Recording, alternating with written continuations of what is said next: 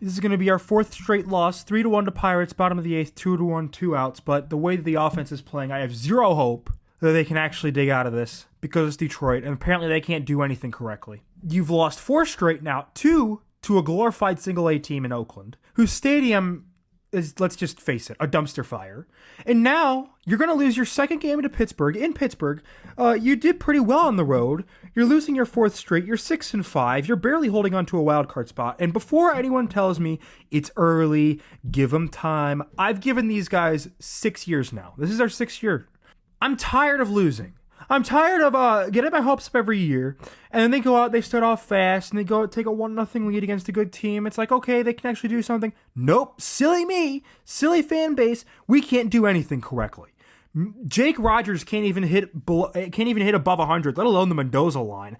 Javi Baez swings at anything that's thrown at him. It could be a beanbag thrown at from the seat. It doesn't even have anything to do with baseball. He'd still swing at it. Pitiful. And then, don't get me started on the pitching performance by Mr. Reese Olson last night, giving up 5 runs, and yet AJ Hinch still thinks it's funny to keep him out there in the bottom of the 5th inning. Yeah, that's really great managing. Is that what you learned in Houston when you won a World Series there, AJ? Yeah, that's why we signed him to a contract extension, I'm sure.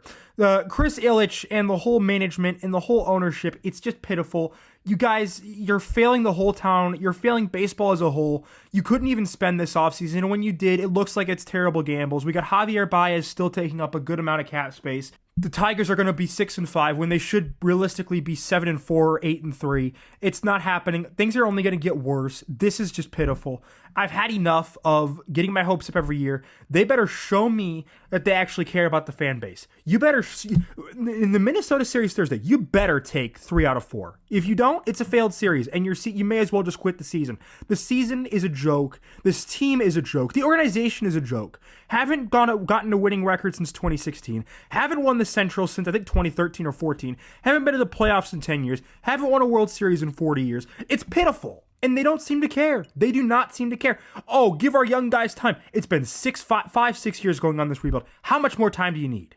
And I'm not going to give you any more time because, frankly, I was around when they had the 47-win season. I was around when they had the 66-win season. But there comes a time where my mind can only take so much. So unless these guys show me some urgency, which they better, I'm going to lose all faith in this team. And not only this year, I'm talking about next year and years to come. This team has gone nowhere.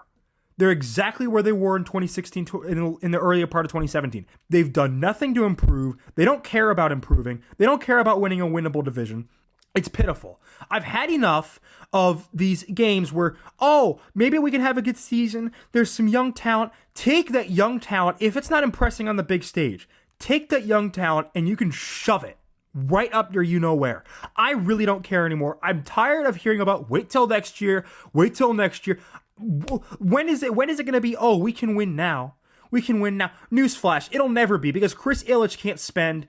The GM, Scott Harris, clearly didn't know what the heck he was doing this offseason. Could have brought back JD Martinez, he didn't. Could have gotten back Matt Chapman or brought Matt Chapman in for third base, he didn't. Now, I will admit the Gio Urshela deal's a good deal, but still. Don't get me started on Kenta Maeda. This is a guy that can't even, it's like a sieve. He lets up runs left, right, center, behind, in front. He'll let up some up high and down low too before this season's over. Just so you wait and see. This is a Tigers team that's going nowhere. We're going to be cellar dwellers forever. The only reason they're not in last place is because the Twins and White Sox don't know how to play baseball or haven't shown up yet. It's ridiculous to me. I've had it with losing. You can either show me that you want to win or you can get the heck out of Detroit. That's what you can do. That's exactly what you can do because nobody wants to come to a mediocre baseball game. We just don't. Nobody wants to watch you lose 7-1 to Oakland.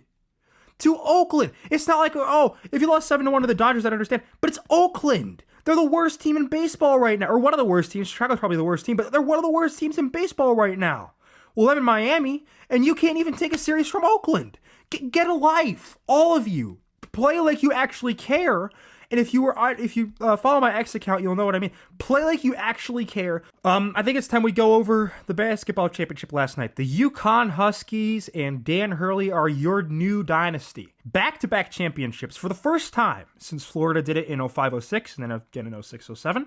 The next thing I'm sure they're going to chase is the times that there've only been one team that's won 3 national championships by double-digit points. That is the John Wooden-led UCLA Bruins in 67 through 69, but that's a topic for another day. UConn, look, they are one of the best teams of all time, and if you say they're not, then you're crazy. They are one of the best teams in all time. Donovan Clingan, Tristan Newton, Alex Karapan. I mean, how much more do I need to say? The guard play was outstanding. The big play was outstanding. They let Edie go to work inside early, but they shut him down late. You don't just beat a team like Purdue by 15 points. You don't just do that and not be expected to be called very good. That is an elite team. Danny Hurley has done a remarkable job, especially after all the talent that he lost last year. Many people thought that last year was kind of the coming out party for UConn. They're just getting started. And let me tell you something. They're not going to go anywhere anytime soon. If Danny Hurley has his way, they're going to be back in the Final Four again next year. But for Purdue, it's been a great season. The first time they've gone to the national championship. First time they've gone to the Final Four since 1980. So there's that. But UConn, again, with the victory, back-to-back national champions. And if they have anything to say about it, I'm sure they'll be right back next year. Also, John Calipari is leaving the University of Kentucky. He's going to Arkansas. And look, I saw interviews about this. People were divided. Some people thought Kentucky fans are ungrateful. I don't think so. He has had so many first-round picks. Devin Booker, NBA draft picks. Devin Booker, Trey Lyles, Karl Anthony Towns, even the Harrison twins, who didn't make it in the NBA, were still good in college. He could only win one championship. One national championship. Hasn't been past the Sweet 16 in 9 years. Hasn't been to the Sweet 16 in 4 years. You got to wonder if he's losing his touch. You really do. I mean, he recruits like no other, but when you can't show results on the floor, the fans' patience is only going to be so much, and I don't blame them. Especially after the loss to Oakland, a game you flat out shouldn't have lost, and wouldn't have lost if you actually took him seriously. I don't blame him. I think John Calipari needs a fresh start, and Kentucky needs a fresh start too. They need a fresh start from a guy that could still recruit like Calipari, has the hunger to win, which I think Calipari may have lacked, or at least lacked in these past few games, and knows how to recruit, knows how to use the transfer portal, and knows how to utilize NIL. Because if Kentucky can figure that out, you thought they were a giant now. They're going to be a giant for years to come. So I think it's a good move on Calipari's part, because the scrutiny only would have gotten worse day by day. Like you're talking about it, for Kentucky, with the talent that they have to only win one national championship when Coach Cal was there, that is in many respects a failure. That's a failure. And we talk about, I would love if Michigan would win a national championship with Juwan Howard. Of course, they can't do it now because he's gone, because he didn't know what he was doing. But if you're Kentucky, look, you're constantly ranked in the top 5. You're constantly expected to go to the Final Four. You haven't even been past the Sweet 16 in 9 years. So yes, I get why Kentucky fans were upset. I'd be upset too.